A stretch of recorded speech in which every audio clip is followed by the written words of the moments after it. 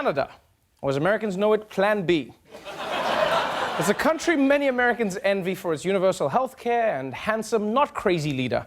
And as of today, Canada's Prime Minister isn't the only thing that's smoking. The maple leaf is turning green. Starting today, Canada, our neighbor to the north, becomes one of 2 countries in the world to legalize marijuana for recreational use, fulfilling the campaign promise made by Prime Minister Justin Trudeau. Canada is now the biggest country to legalize marijuana, creating an industry worth more than $4 billion. Wow, congratulations, Canada. This is great news for your economy, but it's also great news for all Canadians, because now Seth Rogen can finally try weed. This is fantastic. Honestly, I just assumed that they were already high all the time up there. I mean, have you seen their horses? What the And I'm happy for Canada.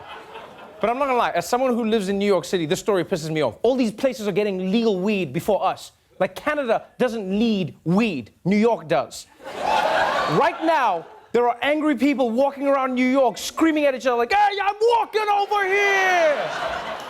We need the weed. If the city legalized weed, they'd be like, "Hey, I was doing something over, I don't know, you go first. Anyway, let's move on to news coming out of Colorado, where weed is also legal. But unfortunately, so is something else. Next month, Colorado will vote on changing the language in its state constitution so that it no longer allows slavery as a form of punishment. Slavery is technically still legal in many states, including Colorado. Part of Colorado's constitution reads that there shall never be in this state either slavery or involuntary servitude except as a punishment for crime. Amendment A on the ballot this year would change the last part to abolish slavery completely. Yo, America is real shady. You brag about ending slavery, but then you keep it in the fine print? Like when Abraham Lincoln wrote the Emancipation Proclamation, I didn't know he was like, "All persons held as slaves are henceforth shall be freed." I was like, terms and conditions apply. Freed persons may be re-enslaved as punishment for crime for work. If we really need work done cheap and fast, we're gonna get the people working. That's a slick move. And finally, we all love grandma's cookies. But one student in California took it a little too far. Davis police are investigating a bizarre incident that allegedly happened at a high school. A male student claims he saw a girl pass out cookies, saying that she had used her grandmother's ashes to bake them. Officers believe as many as 9 students at Da Vinci Charter Academy High School ate the cookies, some who knew what was allegedly in them.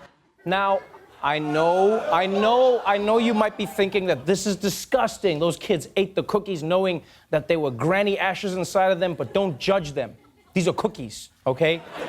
You would have to be a psychopath to turn down cookies. Like, I don't know about you, but I love cookies. If you offer me cookies, I'm always gonna eat them, all right? You'd be like, "But they contain ashes." Okay, but do they contain cookies? Yeah, then we're good.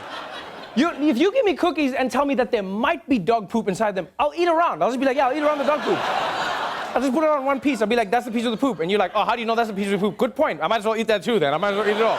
It's cookies. What I am worried about is, what if these grandma ash cookies are the best cookies these kids have ever had? Then they're gonna get addicted. Then one of their other grandmas is gonna walk in the room and be like, "Hey boys, what are you doing?" They'll be like, "Hello, grandmother."